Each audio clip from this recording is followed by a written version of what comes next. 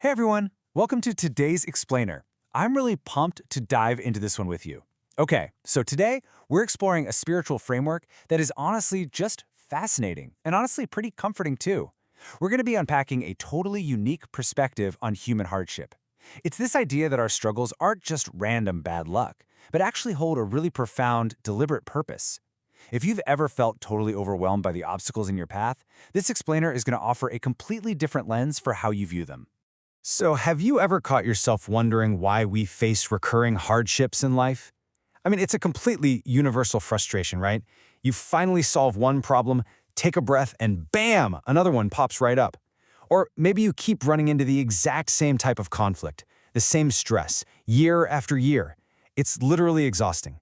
It is so natural to ask, why is this happening to me again? Well, today, we're going to look at a text that directly answers that question by totally reframing what a hardship actually is. To get to the bottom of this, we're going to take an objective look at a really fascinating paradigm shift. We're pulling this directly from Chapter 5 of Ryuho Okawa's book, The Laws of Life. The source material we're breaking down today dives deep into the very nature of human existence, specifically looking at the purpose behind our suffering. We're going to strictly follow the text's framework so we can really understand its unique approach to life's biggest challenges.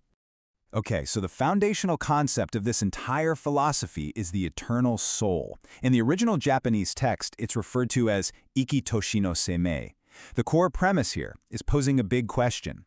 What if life isn't just a random series of chaotic events?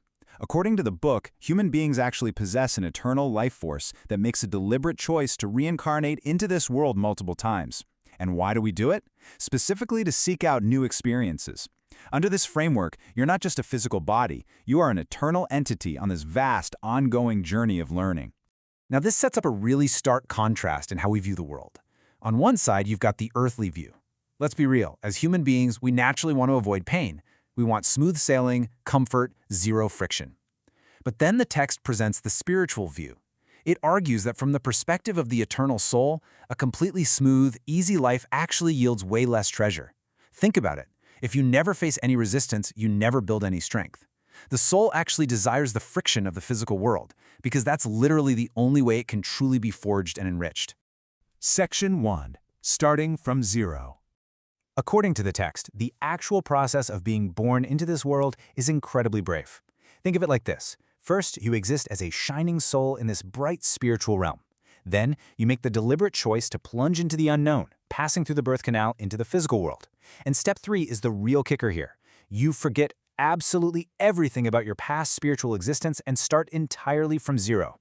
The book describes it as a dangerous gamble, plunging from a world of total light into a tough, physical reality without any of your prior memories to guide you. There's a quote here that just hits the nail on the head. Even if you were a great religious leader, an artist, or a king in a past life, you forget everything and start from zero. This is the great equalizer in this philosophy. It genuinely doesn't matter how spiritually advanced or historically important you were before.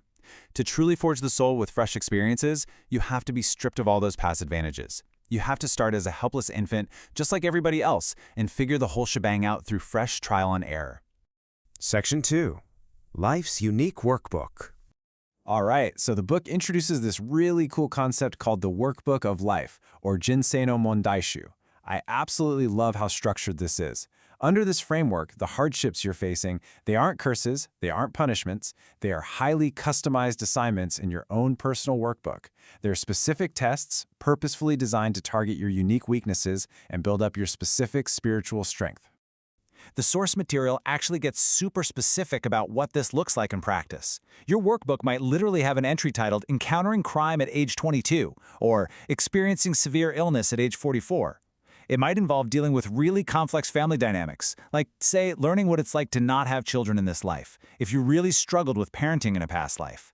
The big takeaway is, if a problem keeps repeating in your life, the text suggests it's simply because you haven't solved that specific question in your workbook yet. It is a completely customized curriculum, just for you. So how exactly are we supposed to handle all this? Well, the author advises that we should treat life's hardships the exact same way we'd treat a complex math or English problem. When you sit down to take a math test, you don't burst into tears and yell, "Why is this math problem attacking me? I must be cursed."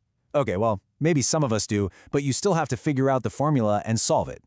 The text suggests we apply this exact same engaging, problem-solving mindset to our life struggles. They are supposed to have some bite to them, they're supposed to be challenging, but solving them is what actually grants your soul true power.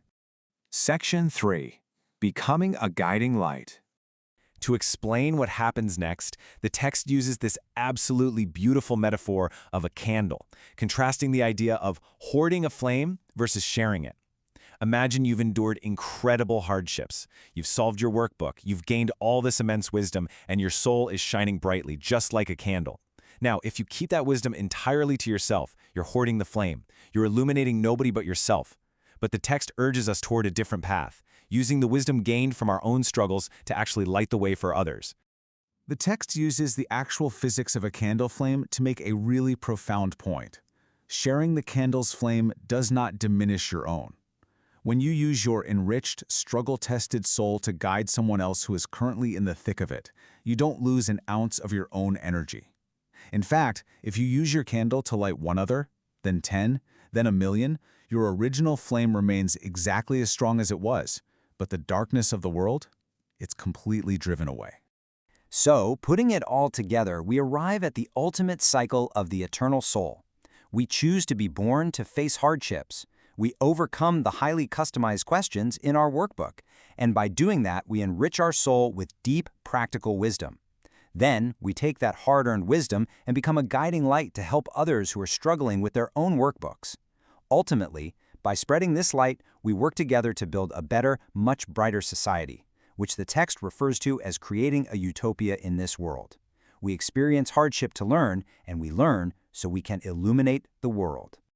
As we wrap up this explainer, I really want to leave you with a question to chew on. Think about the absolute biggest frustration or hardship you are facing right now, today. If your current struggles are not a curse, but rather highly customized questions in your personal workbook, designed specifically to make your soul stronger, how will you solve them? What is the lesson just waiting for you to uncover? I really hope this framework gives you a powerful new way to tackle whatever challenges come your way.